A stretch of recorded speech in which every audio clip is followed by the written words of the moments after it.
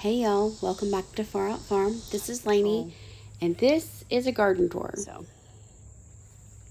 this is the last of the corn. Corn has kind of been a bust for us this year. We even tried hand pollinating, and we kind of tried everything, and we haven't exactly had luck. We've gotten 2 good ears of corn. So I'm hopeful that we'll have a couple more come out of this little bunch. Hey Maddie. Hey Maddie, what you doing? Hey pretty girl. But the okra has been a true winner, man. I mean, it has grown and grown and grown and grown. Most of them are over 5 feet now. And I see a bunch I need to harvest. We've had a lot of pest pressure, as you can see. I actually was joking with Wesley because that does not look like an okra leaf anymore. So I got to get in here and harvest. I missed one. I think she'll feel better when she gets that off of her. So these are our zinnia. They have done absolutely beautifully. And I'm so totally in love with them. I have never grown zinnia before, and I kind of can't get over how pretty they are. I got a bunch of seeds from my best friend's mom, who my kids call Gamma, and she's a master gardener. So she shared some seeds with me, and I've been pretty proud of them, honestly. I'm pretty happy with them. I think I've decided to rip out all of my spaghetti squash and just replant it.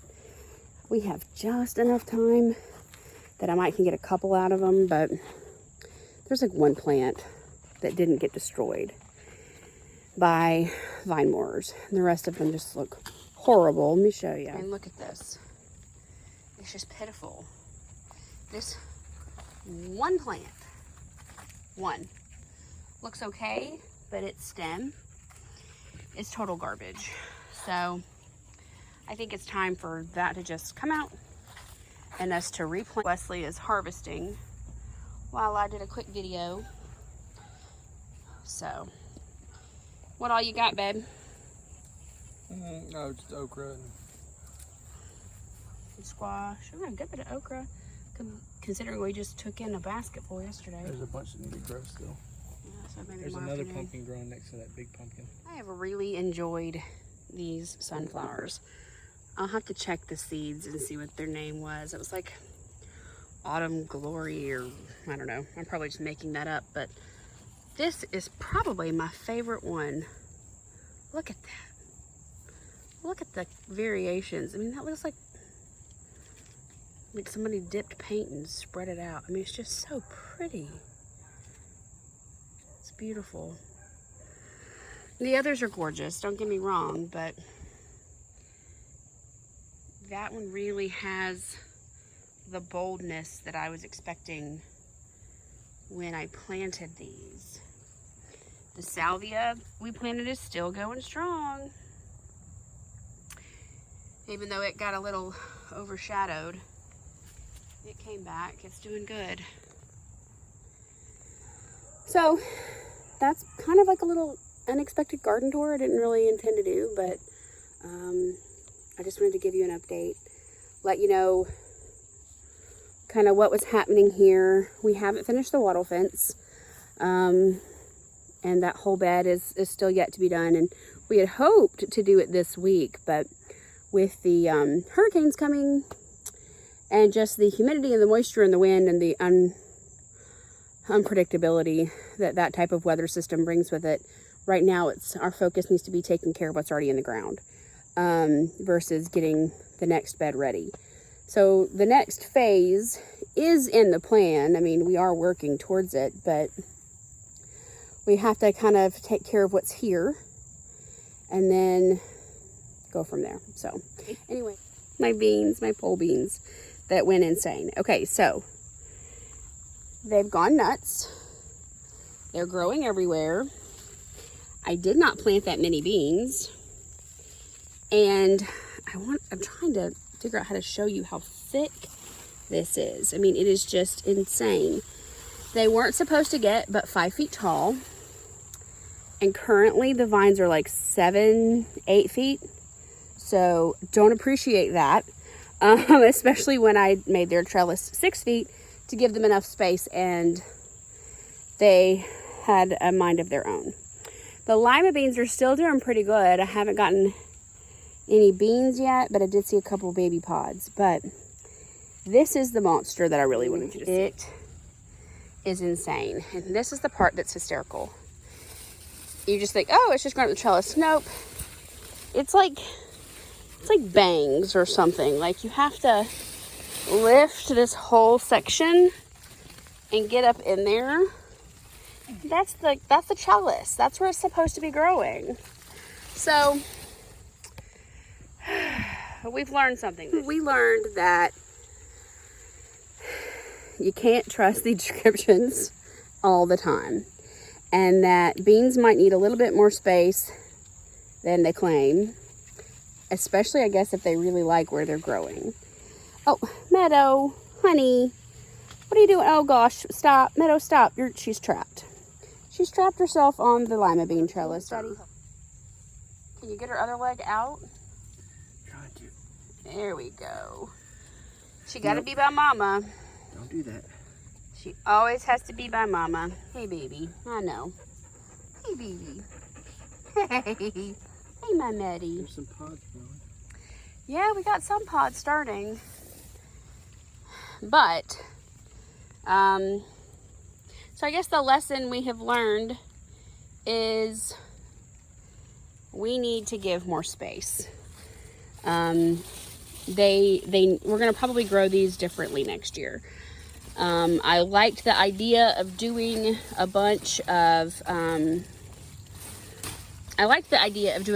little teepee type things, because then it would be like engaging for the children, and they could be like involved in the garden more. And all I managed to create was giant mounds of vines, and you still can't even get in the teepees because they grew around them. So it didn't really, in the end, did not serve us very well to do it this way. But that's the beauty of gardening.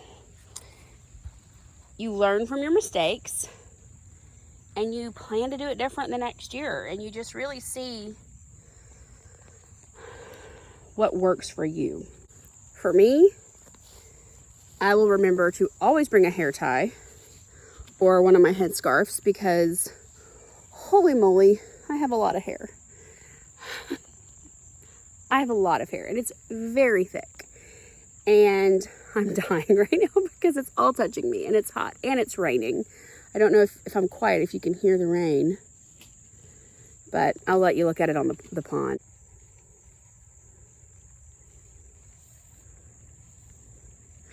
This is kind of my favorite, actually. Well, she's stuck again. Meadow, come this way. Quit trying. Come on, come out of there. Yeah. You're struggling. Get out of there. Meadow likes the teepee. So this teepee is actually 2 weeks younger than that one. I staggered them just a little in hopes that I wouldn't be so covered up with beans that I couldn't keep up.